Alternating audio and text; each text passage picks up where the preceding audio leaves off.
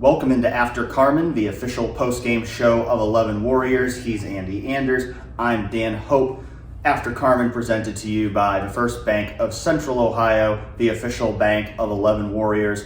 Ohio State with a 38-14 win over Penn State for its 9th straight victory over the Nittany Lions. We've seen a lot of tight games in this rivalry, not a rivalry, whatever you want to call it. This one, tight for a half, but in the second half, we saw the Buckeyes dominate, outscore Penn State 21-0 to win this game by 24 points, covering the spread once again and improving to 8-0 on the season, and what certainly can be described as another emphatic win for the Buckeyes. Right. We can talk about why the first half was close in a second, because I mean it was really one specific play that kind of led to that, but also the way the passing game performed today, the way the defense performed today, even created an explosive run at the end. Like, this was just felt like another step along the way for an Ohio State team that so far looks like far and away the best team in the country. A pretty awesome performance, and I think the passing is where you have to start in this one, with Julian Sayin, the explosive plays, the downfield shots, completing 87% of his passes, but still completing 3 that were 45 yards or more is a ridiculous statistic to me. Like, he had as many 45-yard plus completions as he had incompletions total. The pinpoint accuracy, I think, was just so impressive, especially on the deep shot to Jeremiah, the 57-yarder that he threw. Connected over the top of 2 defenders, right exactly where that ball needed to be for a big gain. And even when you underthrow it a little bit, I mean, you have Carnell Tate, he just makes it look easy. You turn around with a defender's arm between both your hands and snag the ball like it's nothing. I mean, Carnell Tate every week makes the most difficult catches look ridiculously easy, and then Jeremiah Smith goes and tops him at the end, reaching back with one hand to prevent probably a Julian Sayin interception after the ball was batted at the line of scrimmage. Jeremiah, pretty funny quote after the game about that, said he didn't want Julian not to grade out a champion, so that's why he had to go get that ball. But in any case, this passing game, Dan, where it's at right now, seeing it week after week, Julian Sayin somehow improving on his 80% completion rate for the season in this game. It's really, and this was a good Penn State pass defense too, it's really starting to reach that echelon of, okay, this might be one of the best, as many great ones as there been. Quarterback, receivers, that combo at Ohio State under Ryan Day, this might be up there with the best of them. Indiana might take issue with you saying they're far and away the best team in the country, but That's I would say this is for sure the best receiving tandem in the country with Jeremiah Smith and Carnell Tate, and I believe the best quarterback in the country. I mean, you mentioned Julian, how good he was today. He had more touchdown passes than incompletions. I mean, he came into today playing a top 10 passing defense with an 80% completion percentage, and his completion percentage improved today. So the guy's playing at an unbelievable level. I mean, you start to get into that conversation of all the guys Ryan Day's had at quarterback, whoever that be: Justin Fields, Dwayne Haskins, C.J. Stroud. Of course, Will Howard leading Ohio State to a national championship last year. But you start to think about what this guy's done 8 games into his career, and you think, man, there's still a whole nother year of this guy. You know, this guy might end up being the best out of all of them. And he might end up winning the Heisman Trophy.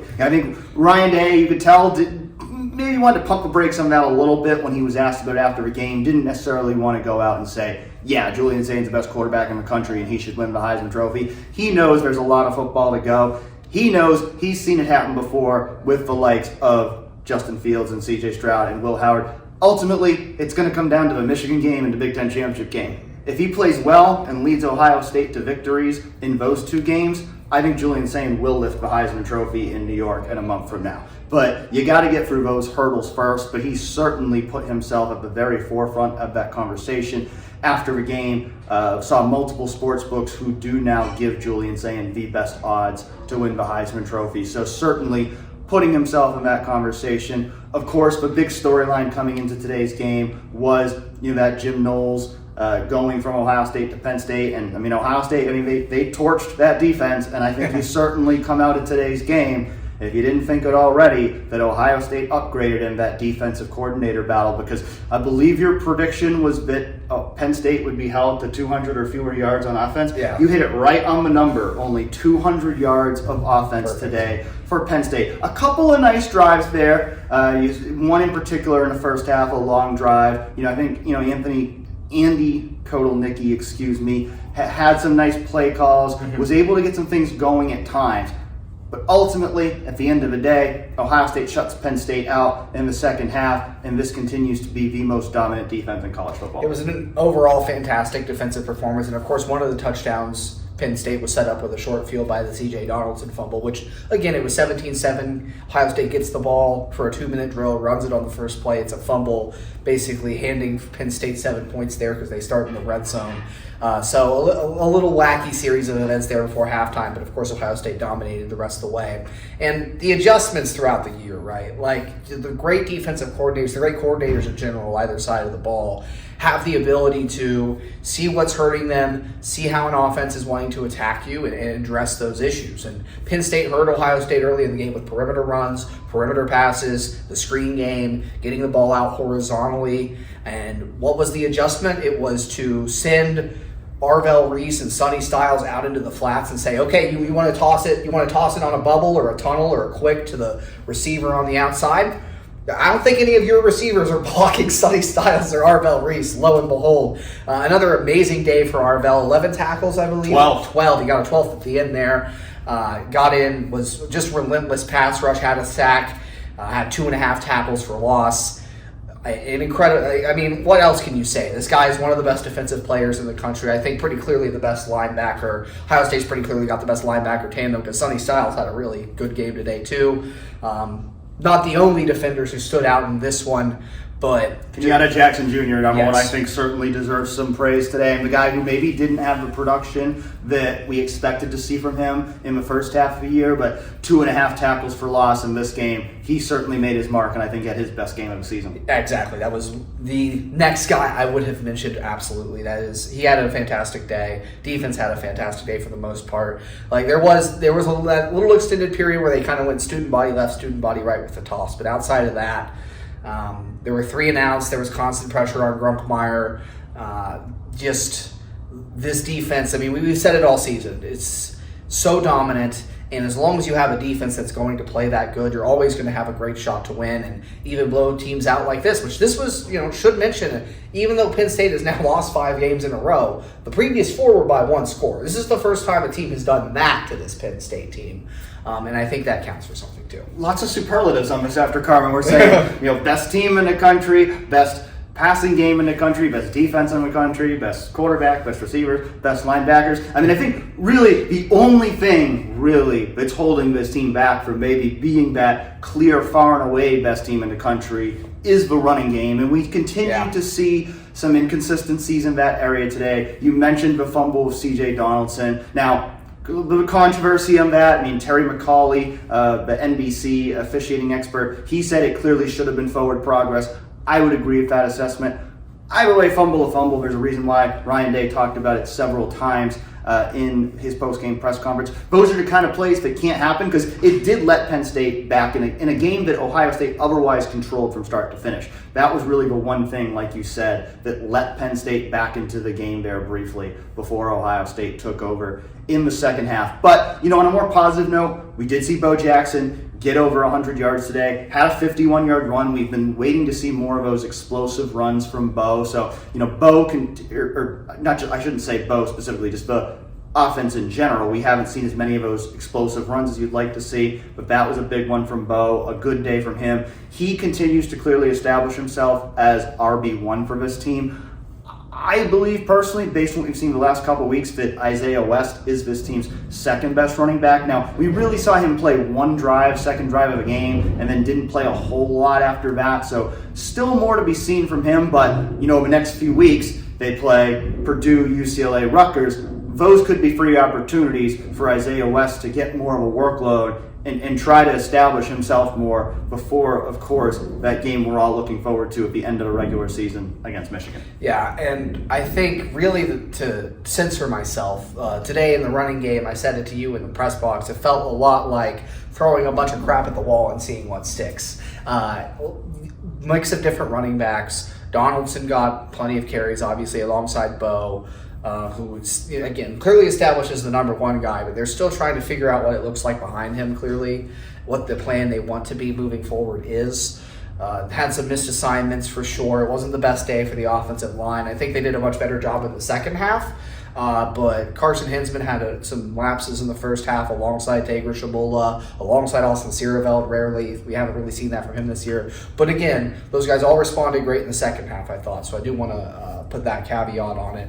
And worth noting, too, we did see very late in the game, both Luke Montgomery and Tager Shabola came off of apparent injuries. Now, it didn't appear to be anything serious. They both stayed on the sideline very end of the game, so, really kind of hard to tell if it was anything that would have kept them out. Didn't seem to be, but something to monitor here over this next week, as well as that, continued right guard situation. We continued to see Joshua Padilla mix in there. Tegra's still the starter for now, but I'm sure that will continue to be a topic of conversation over the next week. Yeah, absolutely. And other than that, run game had some flashes. It had, like you said, it's just inconsistent right now. This was an opportunity to show some of those flashes and maybe build some confidence, which they did again in the second half. And Penn State had a much lower ranked run defense than they had a pass defense, but it's still the passing game that's explosive. And that tells you too, come that Michigan game, if you've got to lean 65% pass, that's what you've got to do. That much is clear for this team because, you still got to run the football. You do. I get it. But this passing attack is, just so special. Just lean on it. We have a shirt in our dry goods store, throw the damn ball. I think, that's going to be the message to hold up for Ohio State that Michigan week. We saw it last year. It was you have Jeremiah Smith, you have Emeka Egbuka, Carnell Tate. Why aren't you leaning on that passing game? I think what we saw today, though, I think was an encouraging sign toward that. We've seen 2 weeks in a row now that Ohio State has been very willing to lean on that passing game and recognize that is their strength and to lean on that. So I think that's a good sign that as we get into November, I think Ohio State is recognizing this is what we do best. We've got the two best receivers in the country. We got the best quarterback in the country. Let's air it out. It's going to be hard for anyone to stop us. Now that run game still has to develop because especially you get into some more bad weather games here in November. You never know what the weather is going to be like on November 29 in Ann Arbor. You got to be able to run the ball, but you also can't be so caught up on we got to run the ball that you go away from the great passing game that you have. But we still got 4 weeks until we get to that game. For today, it's about getting a win over Penn State. It's weird to think, Andy, next year we are not going to see an Ohio State-Penn State game. Right. We're so used. 33 years in a row, we've seen these teams play each other. It's so weird to think that these teams won't play each other next 2 years, but that means, barring a postseason matchup of some kind, Ohio State's 9-game winning streak, the longest in series history, over Penn State, will continue for at least 2 more years. So a huge win for the Buckeyes today, certainly one of the more memorable ones of the year, and they are now 2/3 of the way through the regular season without a blemish, really without even a big scare. We've seen a couple games like this game, Washington game, stay tight for a half, but so far it's just been a dominant season for the Buckeyes. And again, I think so much of it goes back to the defense, man, and just even the Texas game, even though it ended 14-7, it felt Ohio State was in control for a lot of that game. You go back, that was their closest on score, but it's just the way the defense has smothered opposing offenses and just been able to take over games while the offense either figures it out today or today, the offense just comes out firing and, they're just in control of it the whole time, even when it was close at halftime.